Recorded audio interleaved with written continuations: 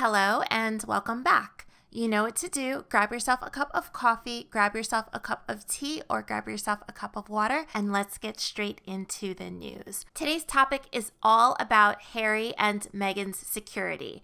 I'm going to break down their security costs, talk about who will be paying for their security, and give my opinion on the whole entire mess. So let's get started. My first point is that I want to remind everyone that Prince Harry and Meghan Markle made it very clear that they need security. Let's go back to their website update, in which they assert that they need security for a couple of very interesting reasons. Now, in their spring 2020 transition update on their website, they say the following: "It is agreed that the Duke and Duchess of Sussex will continue to require effective security to protect them and their son. This is based on the Duke's public profile by virtue of him being born into the royal family, his military service, the Duchess's own independent profile, and the shared threat and risk level documented specifically over the last few years. No further details can be shared as this is classified information for safety reasons." So yes, they said that they need protection because of Meghan's independent profile, whatever that means, and also Harry's status as a prince. Do I think that they need security? They are public figures, and I would say that many public figures do have some type of security or some type of bodyguard. So there's no problem there. The problem is the type of security that they have, the type of security that they are saying that they will continue to need to have, and more importantly, who is paying for that security. And they tried to not say anything more about that.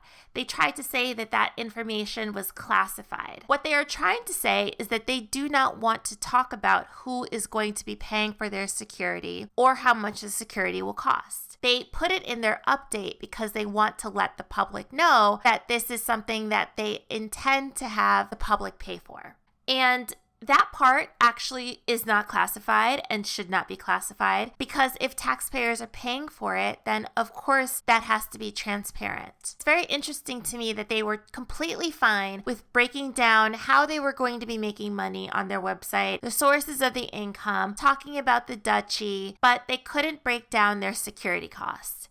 That is very odd to me. Okay, let's talk about how much their security currently costs.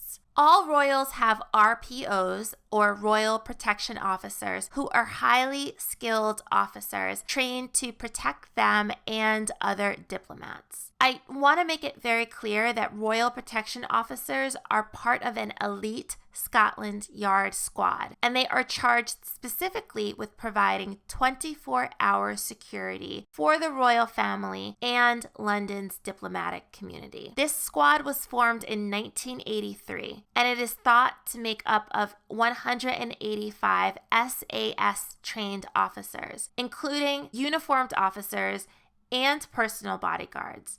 And this team watches over a wide variety of royals and diplomats. This, of course, is taxpayer funded. Currently, Meghan, Harry, and Archie have 6 protection officers working for them. Let's keep in mind that these are individuals who are not based in Canada. They are based in the UK. But now that Harry and Meghan are living in Canada, these protection officers have to be away from their homes and their families anywhere from 2 weeks at a time to 2 months at a time. Currently, the protection of Prince Harry, Meghan Markle, and Archie is sitting at around £600,000 per year. This is roughly a £100,000 salary for their 6 protection officers, but it does not include the overtime of those officers, the travel costs associated with having them, and the lodging of these protection officers. It was recently revealed that the Royal Protection Officers were staying at a £1,000 per week Airbnb on Vancouver Island. So I want to say that one more time, £1,000 per week. Here's an article from the Mirror, and apparently a neighbor gave the Mirror this information. And this is a quote from the article. The article says, "A neighbor said, there used to be a security team there." There meaning the home. They moved out a few days ago when Harry went.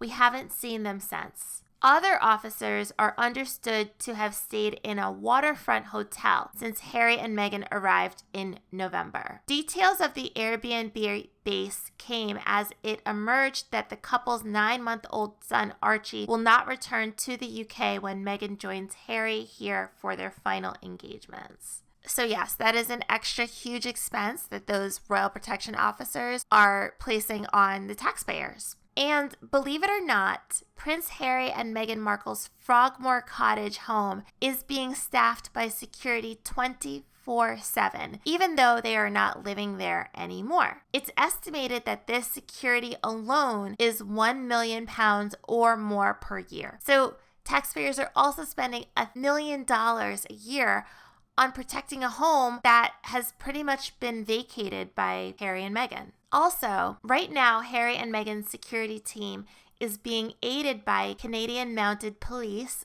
or Mounties. Right now, Harry and Meghan are seen as internationally protected persons. So governments around the world are required to offer protection services whenever they travel. This is going away soon, and we will be talking about that in a minute. Next up, how will Meghan and Harry's security change after March 31st, 2020? So let's talk about their security in Canada.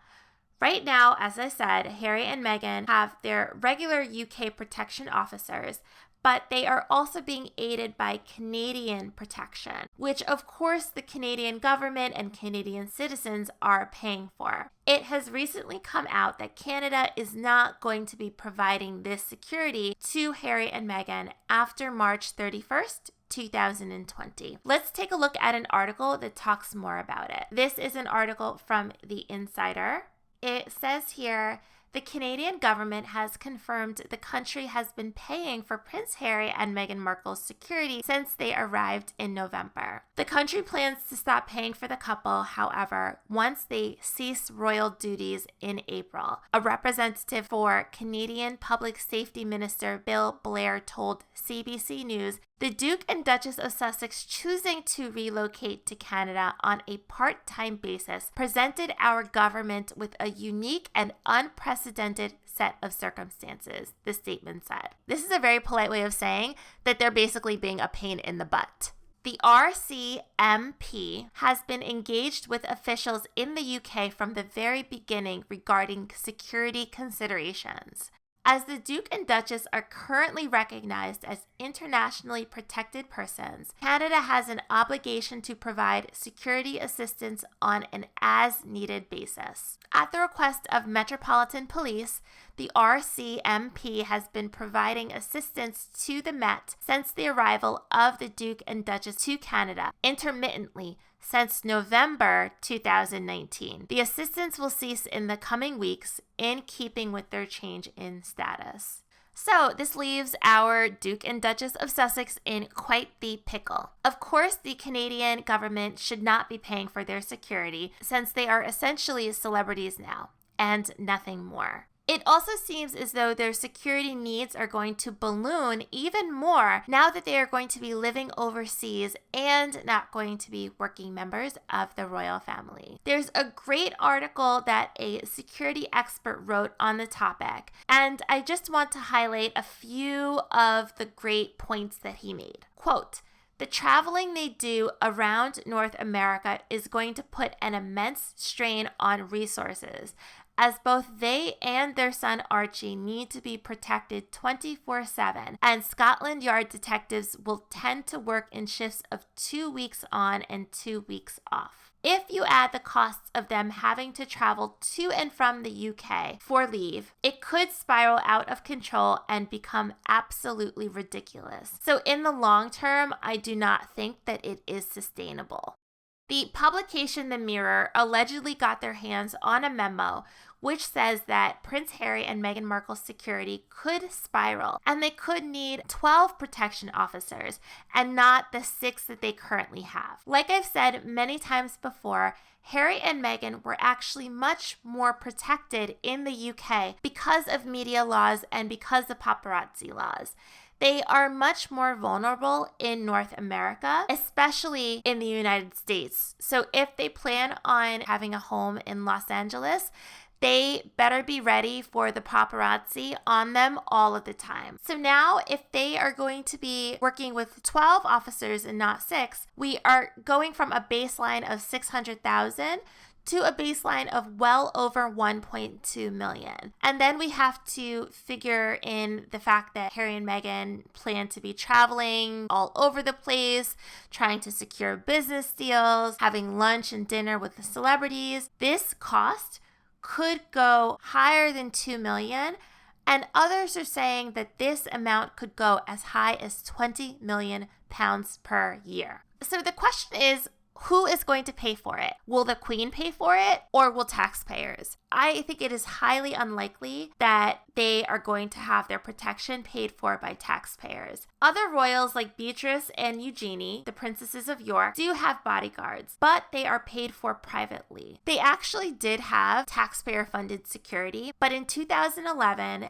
an independent review by Scotland Yard actually determined that Princess Beatrice and Princess Eugenie did not need to have royal protection officers, at least protection officers that were paid for by the public. Let's take a look at this article from the Daily Mail. It is an article from 2011. Princess Beatrice and Princess Eugenie are the biggest losers of a Scotland Yard review of security for the royal family. The princesses, 5th and 6th in line to the throne, will be given protection only when they attend official events on behalf of the royal family. Prince Andrew had fought ferociously for the protection officers to stay. He argued his daughters should be treated differently from other minor royals because they enjoy HRH status. But his argument failed because their cousin, Zara Phillips, the daughter of Princess Anne, has no protection, even though she has a higher public profile. So this is very interesting. Again, this is an article from 2011. So the princesses were 5th and 6th in line to the throne, but of course Kate Middleton and Prince William have had 3 children, so that has bumped everyone down a bit. Now Prince Harry is 6th in line to the throne, as he reminded us. So what is the difference here? At 5th in line to the throne, one of the York princesses was determined to not need any royal protection. Now, Harry, who is 6th in line to the throne, is saying that he needs royal protection. And keep in mind that Prince Harry and Meghan Markle compared themselves to minor royals, saying that they wanted to be treated just like them. So if they do want to be treated just like them, this is what they're going to have to deal with. At this point in time, Prince Andrew is paying for his daughter's security that may or may not be supplemented by Queen Elizabeth's own money, but they do not have taxpayer-funded security anymore. So Harry and Meghan should not have taxpayer-funded security anymore as well. The major problem that Harry and Meghan are going to have is that private security is much harder to find at that high of a level, and it will be much more expensive. As I've already said, royal protection officers are highly trained, highly skilled, and they take their job extremely seriously because it is a matter of national security to protect a royal. A private firm would be much harder to match at a reasonable cost. So my final thoughts on this debacle. My thoughts are basically that Harry and Meghan really rushed into this whole thing, as we know they did. And this is going to have very long-lasting and negative effects for them, especially when it comes to their security. They want it to be normal, but they also want to be internationally protected. And you know, look at Harry this past week. He has been telling everybody that he wants to just be called Harry, to be a normal person. But here he is at an event being catered to. He has someone holding an umbrella for him, yet he just wants to be Harry. I think that these two are going to have to foot the bill for their own security. Queen Elizabeth may contribute, and I'm sure Prince Charles may contribute, but they will be doing that from their own personal money and not taxpayer-funded money. But if that bill goes up to 20 million or more, I doubt that anyone will be paying for that. Let me know your thoughts, and I will see you in the next video.